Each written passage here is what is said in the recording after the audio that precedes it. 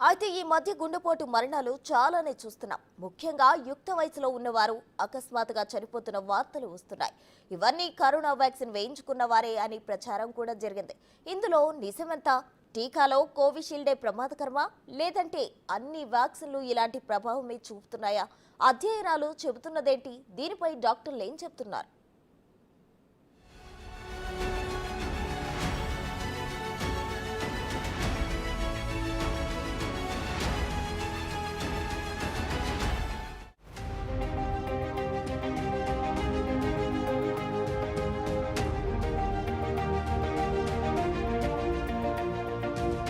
COVID-19 vaccination గుండెపై ప్రభావం చూపుతుందంటూ ఆ మధ్యకాలంలో అనేక వార్తలొచ్చాయి. ఈ నేపథ్యంలో ఈ ఏడాది ప్రారంభంలో ఓ పరిశోధన సంచలన విషయాలను వెల్లడించింది. భారతదేశం మినహా వివిధ దేశాల్లో కోవిడ్ టీకా తీసుకున్న వారిలో గుండె సమస్యలు, మెదడు, రక్తనాళాల్లో రక్తం గడ్డకట్టడం వంటి దుష్ప్రభావాలు కనిపిస్తున్నాయని ఈ అధ్యయనం చెప్పింది.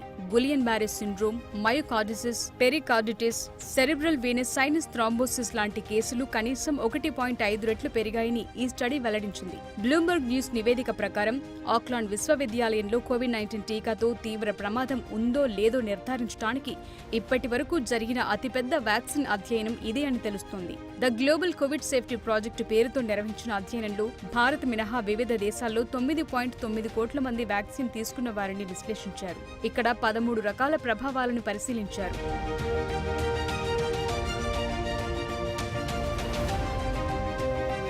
ఈలోపు ప్రపంచ ఆరోగ్య సంస్థ, యూరోపియన్ మెడిసిన్స్ ఏజెన్సీ తాజా పరిశోధన కూడా కీలక డేటా సేకరించింది. మొడర్నా, కోవిషీల్డ్ వ్యాక్సిన్ల తర్వాత ఊహించిన దానికంటే ఎక్కువ దుష్ప్రభావాలున్నాయని కనుగొంది. ముఖ్యంగా ఆస్ట్రాజెనికా కోవిడ్-19 టీకా తీసుకున్న వారిలో చాలా అరుదుగా రక్తం గడ్డకట్టే ప్రమాదం ఎక్కువగా ఉందని అధ్యయనం పేర్కొంది. రోగ నిరోధక వ్యవస్థ, నరాలపై దాడి చేసే గులియన్ బెర్రీ సిండ్రోమ్ ను గుర్తించారు. ఇది కండరాలకు తీవ్ర హాని కలిగించొచ్చని, సుదీర్ఘ చికిత్స తీసుకోవాలని వెల్లడించారు. ఇది ఒక్కోసారి ప్రాణాంతకం కావచ్చని తెలిపారు. ఈ టీకా డోస్ తీసుకున్న వారిలో 6.9 రెట్లు ఎక్కువ ప్రమాదం ఉందని అధ్యయనంలో వెల్లడించారు. కోవిషీల్డ్ వ్యాక్సిన్ తో గుండెపై తీవ్ర దుష్ప్రభావాలుంటాయని, గుండెపోటు, పక్షవాతం, రక్తంలో గడ్డకట్టడం వంటి సమస్యలు తలెత్తే అవకాశాలున్నాయని అధ్యయనం చెప్పింది.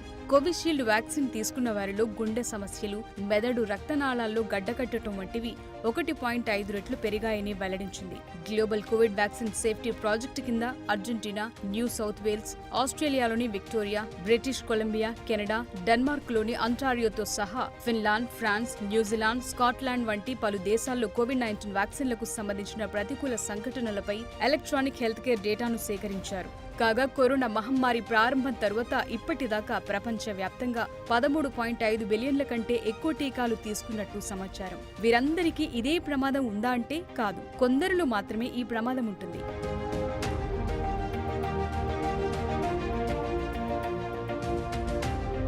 ఇక ప్రస్తుతం వస్తోన్న అనుమానాలపై డాక్టర్లు ఎలాంటి భయం అవసరం లేదని అంటున్నారు. వ్యాక్సిన్ తీసుకున్న 3 నుండి 20 రోజుల లోపలే ఈ ప్రభావం ఉంటుందని చెప్తున్నారు. అందులోనూ మొదటి డోస్ వ్యాక్సిన్ వేసుకున్న తర్వాతే ఈ లక్షణాలు కనిపిస్తాయని అంటున్నారు.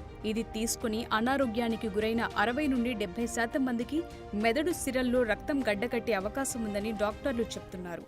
క్లాట్స్ ఎవరికి ఫామ్ అవుతున్నాయి, ఎలా ఫామ్ అవుతున్నాయి, ఏం జరుగుతుంది అని అంటే వ్యాక్సిన్ ఇచ్చిన 3 నుంచి 20 రోజుల లోపల, ఎస్పెషల్లీ ఫస్ట్ డోస్ వ్యాక్సిన్ తీసుకున్న తర్వాత రక్తం గడ్డలు కట్టే స్వభావం ఉంటుంది. దాంట్లో ప్రిడామినెంట్గా అంటే ఒక 60 నుంచి 70% మందికి మెదడులో, సిరల్లో రక్తం గడ్డకట్టే అవకాశం ఉంటుంది. దాన్ని సిఎస్విటి అంటారు, సెరిబ్రల్ వీనస్ థ్రాంబోసిస్ అని. ఆ తర్వాత గుండెలో కానీ లేకపోతే వేరే దగ్గర కానీ రక్తం గడ్డలు కట్టే అవకాశం కూడా ఉంటుంది.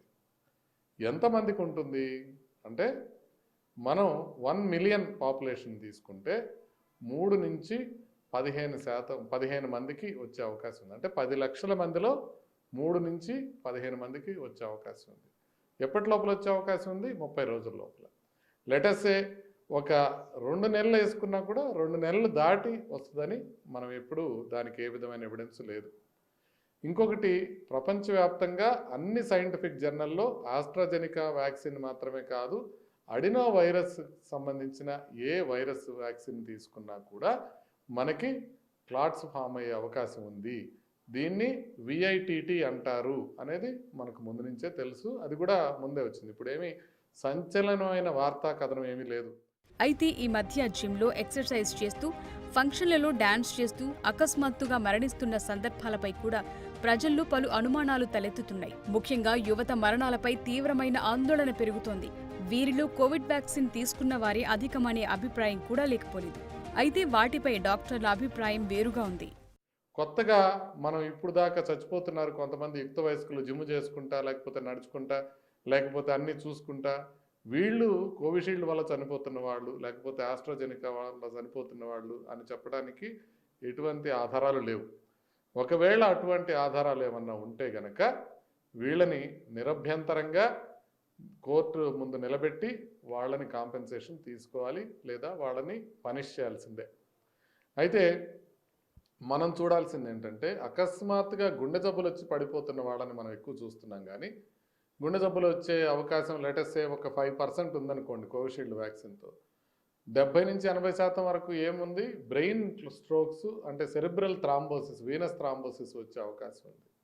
ఆ కేసులు ఎక్కువ పెరుగుతున్నట్టు ఎక్కడా అనిపించడం లేదు. అంటే పెరిగితే కనుక అవి పెరగాలి వీటికన్నా, కానీ అవి పెరుగుతున్నట్టు ఎక్కడా దాఖలాలు లేవు. కాబట్టి వార్తా కథనంలో వచ్చిన మాట బట్టి ఆస్ట్రాజెనికా వాళ్ళు యూటర్న్ తీసుకున్నారన్న మాట వాస్తవం కాదు. రెండోది, ఇప్పుడు దాకా ఆస్ట్రాజెనికా వ్యాక్సిన్తో రక్తం గడ్డలు కలిగితే అని ఎవరికీ తెలియదన్న మాట వాస్తవం కాదు.